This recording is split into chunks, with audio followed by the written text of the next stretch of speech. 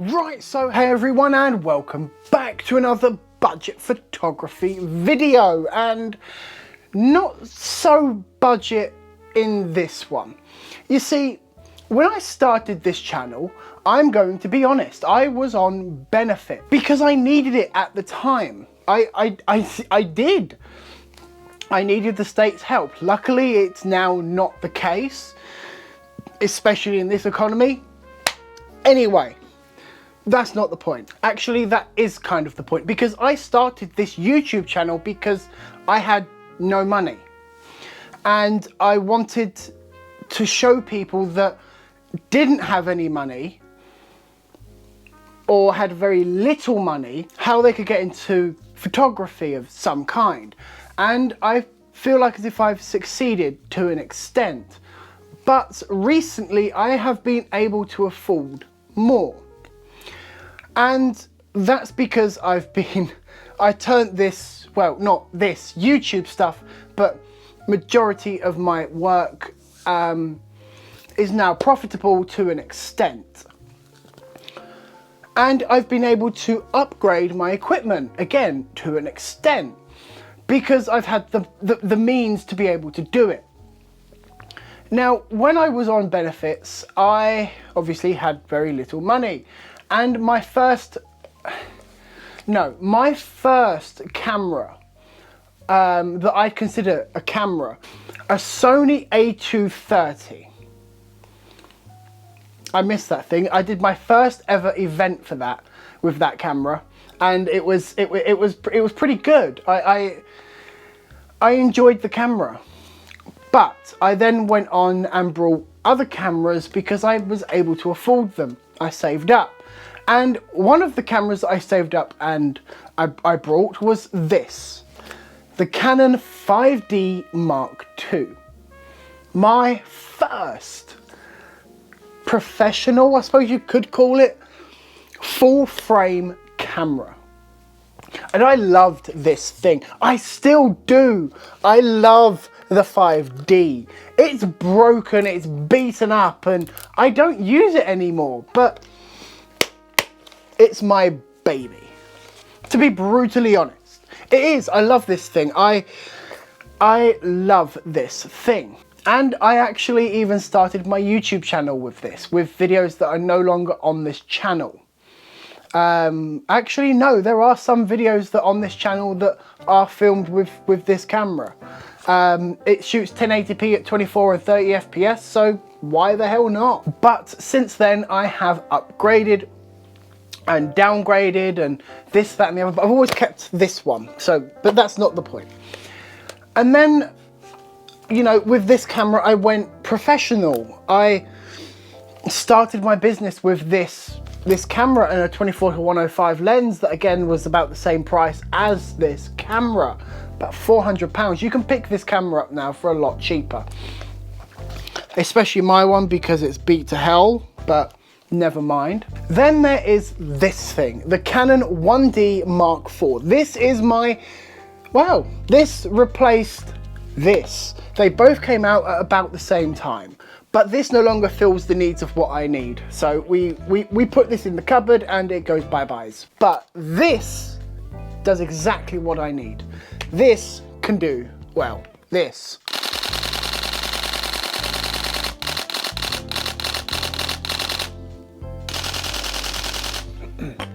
10 FPS. And doesn't that just, I need to delete that in a minute, but doesn't this just sound really nice? Like, sorry, I'm a big kid inside. Anyway, after that, I thought, you know what? I'm starting to enjoy video work because I do this. I do YouTube stuff. I do video work for my clients sometimes. Not very often, I'm still primarily a photographer. So I brought this, the Canon 700D with, oh, there we go, with a mic input, which means that I can get external audio. Hello. Rather than sounding like this. And then video work kind of took over my work. I stopped doing so many photos and started doing more video. Especially during the pandemic, when everyone was kind of locked inside and I was, well, doing YouTube, which is fine, I'm not complaining, but I then thought, you know what, I'm gonna bite the bullet and I'm gonna buy this camera, the Canon RP, at £1,000. You know, I set this up just for this shot. Like, I am recording for this whole time that when I got back into some of my work, my clients wanted more video than photo, and that's fine. And while I could offer video to them, I couldn't offer as much as I wanted to give them. Excuse me, I need to itch. There we go. I felt like as if I was kind of short-handing them because, well, the 700D is £400 and 1080p and got really nice auto-focusing. I wanted more. Anyway, the Canon RP. This is how it was just set up a minute ago. The Canon RP. My favorite and least favorite product I've ever bought. I have a love-hate relationship with this thing. So, why don't we go over some of my likes and some of my dislikes? Well, first of all, go through some of my likes. Well, first of all, I like its small size. I say small, it looks pretty huge right now, doesn't it? It looks, I mean, if I take my tripod off and the lens off, look at that. That has got to be surely the smallest full frame mirrorless camera ever. Like, look, I can eat this. Oh, I wouldn't advise eating it, but it's tiny. It's, my 5-year-old could use this. I mean, I wouldn't let him, but, and the 4K. Yes, this little body shoots 4K video. 4K. Let me just say that again. This can shoot 4K. Now, it has a downside at only being able to record 4K with a 1.6 crop. So you're gonna need a wide lens. So you're not really gonna be, you know, kind of vlogging with. Then there's comfortability. It is a comfortable camera-ish. It has a nice deep grip. It's nice and deep. I've got big man climber hands.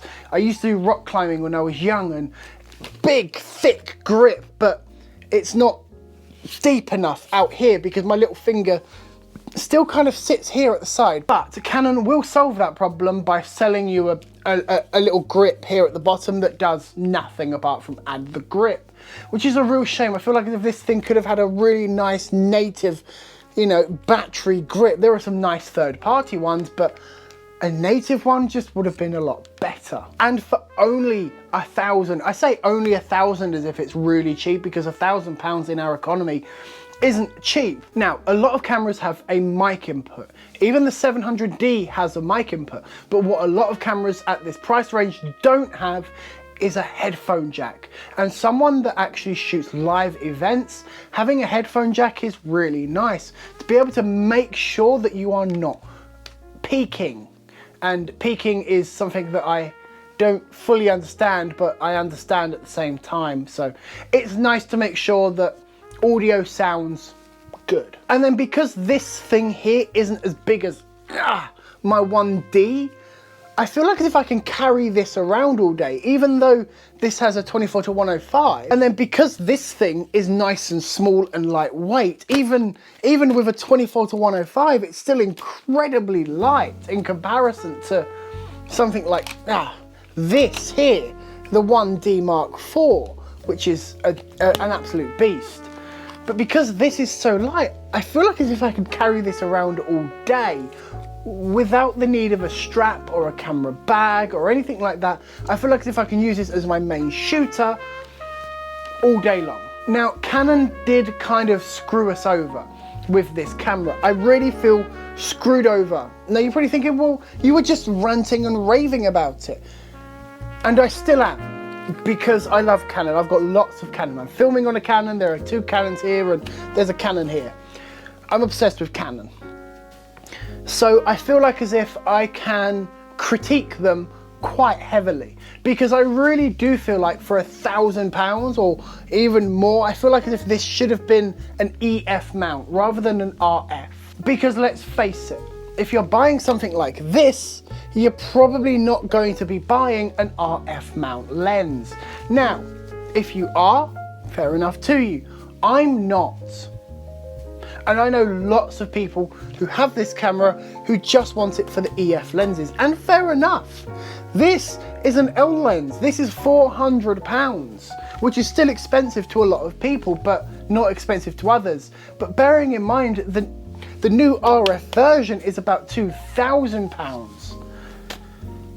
I don't want to pay two or three grand for a 24-105 when I've got one sat right here. Now, luckily, praise the Lord of Canon, they do throw in, if you pay for it, an EF to RF adapter that kind of takes the mick, really, to be fair. Although you do get this nice seal here that I think it's supposed to do weather sealing, I'm not sure.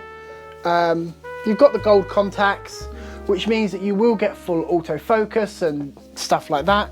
And yeah, it does fit quite nicely on both the lens and the camera body, all kind of fitting perfectly.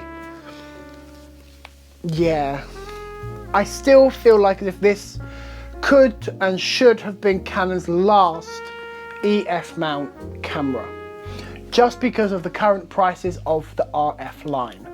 So continuing on with the bad stuff, it's the batteries. This is probably the worst part of this camera. This is the battery for the Canon RP, the same battery that they use in, I think it's the M6 or the M50 or something like that. It's the, what even is it? It's the LPE17 battery, and it gets you 250 shots, which it's okay, but I found myself having to change batteries multiple times. Battery life on the Canon RP is crap. I'm sorry, it is. My £400 Canon R5 5D Mark II on the LPE6 lasts a lot better. I have about 3 of these and I go through them quite quickly. So if you're going to be doing anything like what I do, I would suggest an on-the-road charger, a battery bank, a USB lead and a charging block. You can pick it up for about £20 roughly, maybe less, maybe more, on Amazon. I feel like as if Canon was so obsessed with doing an Apple, you know, trying to get it as small as possible, just creeping that extra few millimeters, that they just decided, you know what, we won't use this really good battery that has been used for absolutely ages and used on about 90% of our other products, and we'll give it this piece of crap. It's just trying to copy Apple. Get everything as slim as possible. Form over function. That's what it's called, form over function. And it infuriates me, it really does, because the RP could have been a really nice camera if it had this battery. But it doesn't, it has this piece of crap. And it's crap. Canon, it's crap. Sorry, I have to get that out of the way. And again, as someone that's come from Canon's Pro-ish line, I'm used to a lot of Pro-ish features, including a top screen here to be able to see all my settings at a glance. It would have been nice to see what my shutter speed is and what my aperture is and my driver motion, stuff like that. Or is that too much to ask on a... it's just, yeah, these problems all could have been avoided. This next thing could be because I've come from OVFs, optical viewfinders. I'm used to an optical viewfinder on DSLRs, so take it with a grain of salt if you want, but I'm used to a nice, natural looking EVF that I like it so far. And going over to an OVF is really weird for me, because as soon as you don't get your eye centered, like directly centered in the EVF, it kind of skewiffs the picture and just makes it look all weird, and kind of like if you got like, I can't even describe what it's called. It doesn't make the picture look right, basically. It looks all wrong, and it looks like if there's a problem with the lens, but it's not the lens, it's the EVF. Now that could be because I'm not used to an EVF, or that could be because of Canon. I don't know. It's a problem I've noticed and I'm reporting it back to you. Other than that, the EVF is extremely nice. I will give Canon that. I don't know its specifications, but it is extremely nice. It's bright when I need it to be bright, it's dim when I need it to be dim, and it shows me what the picture's supposed to look like, which obviously an OVF can't do. So it's nice to have, it really is. Now, I'm someone that covers a lot of protests, hence why I got the 1D, because I want the speed of it. But I want to start getting into more video work for it. And because I'm outside, the weather is always unpredictable. It's why I got the 1D. But with this, now, it's a little bit tricky. Some people say there is weather sealing on this, others say there isn't. So I really can't say whether or not there is definitely weather sealing on this. If there is, then I don't have confidence in it like I do with other cameras. If there isn't, then I'm not surprised. But I do not feel safe with using this in the rain, for example. I have lots of confidence in just using this in the pouring rain. With a 24-105, my confidence is there. It just is. I know that if it's raining or snowing or hail or whatever, this camera and my other ones hold up and hold up well. But this one, I don't have that confidence. I just don't. The confidence isn't there yet. Now, if I can find a reliable source that says this is weather sealed, then I will put it in the description. Anyway, guys, let's do a little bit of a disclaimer. A lot of the features that I'm asking for that are not on that camera are considered professional features and are probably on the EOS R that I'm debating whether or not to get. And, you know, you could argue that the RP is Canon's non-professional kind of amateur camera. And yet, to an extent, you would be right. But for £1,300, brand new, I paid £900 second hand. They're features that I would just like to have on that camera. And would kind of expect on that camera. Anyway, guys, thanks for joining me in this video. And I'll see you in the next one.